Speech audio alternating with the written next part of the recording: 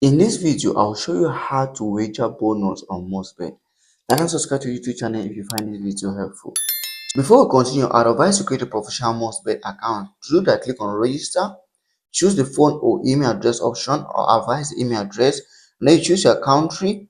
Once you choose your country, choose your currency US dollar, fill in your email address and your password. When you come down to the promo code box, you use the promo code Renzo TV. If you use the promo code Renzo TV, Mostbet is going to give you up to 400 US dollars as your first deposit bonus. Once you use the promo code Renzo TV, click on confirm. Once that is confirmed, the promo code is going to be applied. Fill in every other detail and then click on register. Now that you've created your account, let's continue.